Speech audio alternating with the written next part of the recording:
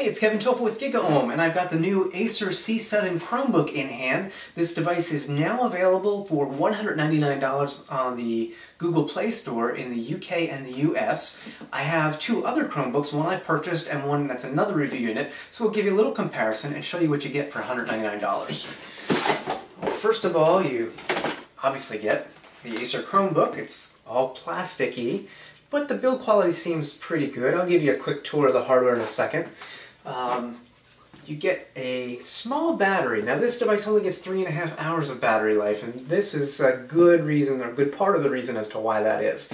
This is a 14.8 volt, 2500 milliamp, 37 watt hour battery for those who care. Much less battery capacity than the other Chromebooks that are available on the market today. So let me pop this in the back. This is like my old netbook days, this reminds me of. Slide that in, and there you go, it's in. There's also a little latch here that if you stick a pen or something, you can undo the latch and take the battery out. So, let's see, what else is in the box here? Well, you get your power adapter, fairly long cord here, and interestingly, because this will probably be sold in various countries with different electrical needs in terms of the jacks, this comes with a US plug that you literally just kind of screw in here. And there it is. And I would imagine that the UK model would have a different little screw-in plug there, but you can make it go vertical or horizontal, depending on which is better for you. So there you go. Now, let's just talk about the size of this device and the weight before I actually get into the device itself. The reason being, I've got two other Chromebooks here. This is the Series 5 550 that I purchased about 5 months ago. I use this as my everyday full-time computing machine. And then this is a review unit of the ARM-based Chromebook from Samsung, which is a Series 3. So Series 5, Series 3, and then we've got the C7 from Acer. The Acer seems to be a bit of a blend of the two. Now this is 3 pounds. It has a hard drive in it, 320 gig hard drive, no flash memory like the others. It has a slightly slower Intel Core, although it's really a Celeron processor inside than the Samsung, about 20% slower, and speed tests have shown to be about 20% slower in terms of performance. So it is slower than the Samsung that I purchased, which has the also Intel chip inside, but it is faster than the ARM-based processor Chromebook that I have as a review unit, if that makes any sense. This also has 2 gig of RAM, like the ARM. The other Samsung that I bought has 4 gig of RAM, so that may also explain the difference. So, size-wise, and again this gets back to kind of a combo of between form factors here. The Acer is in the middle, and it's roughly the same thickness as my Samsung Series 5. The ARM Chromebook is on the top, and it is certainly thinner. But when you look at the footprint or form factor itself, the ARM and the Acer are about identical in terms of footprint because they both have 11.6 inch screens.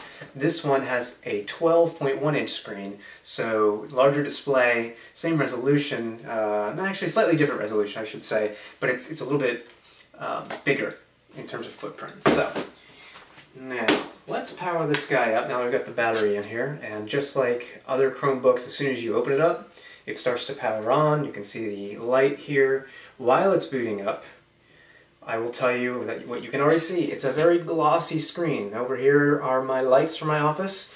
Over here is where you are. Wave to yourself. Hello. It's very glossy. Having said that though, the 1366 by 768 display I find to be slightly crisper and sharper than my other two Chromebooks that I have right now. So for what that's worth, if you don't like glossy, you're not going to like this one. Pardon me while I just sign into the Google. And it should sign us in, connect to my Wi-Fi and so on, and then maybe you get a feel for the screen. And what's she doing?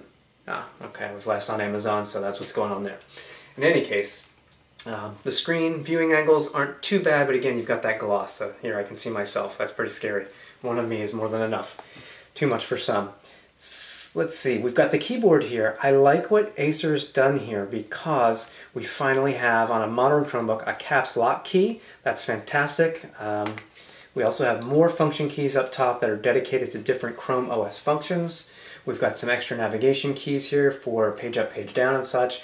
I like the keys, very similar to the Samsung Chiclet keys, a little bit smaller I think because they're more crammed in here. However, I've had no problems typing. Trackpad, I'd say, is comparable to the others. It's about sized like the ARM-based Chromebook, and it works perfectly fine. Double taps, no problem. Using the buttons down here, it's really one giant trackpad, but using the buttons down here works perfectly fine. So, you know, I set this up this morning as soon as I got it, and this is one of the oft overlooked benefits of a Chromebook. Since I was already on a Chromebook, or if I had been using Chrome OS, setting this up took all of 2 minutes. Sign into Google, and everything comes over. Open tabs, passwords, favorites, so on and so forth. So, let's see, we'll go through real quick what's on the sides here as I close it down to sleep. We've got a full Ethernet port here, VGA, HDMI out, and a USB port right here. That's a regular speed USB 2.0. There's nothing on the back. We've got a Kensington lock here. We've got 2 more USB ports. These are USB 2.0 also. The ARM-based Chromebook actually has on the back side a blue USB 3.0 port. This one has no 3.0 ports, but does have 3 ports. You've also got your power input, and you've got your headphone jack right here. Got a couple lights in the front, just for power consumption and so on. On the bottom, we've got the 2 speakers, which are quite loud. And we've got this removable panel.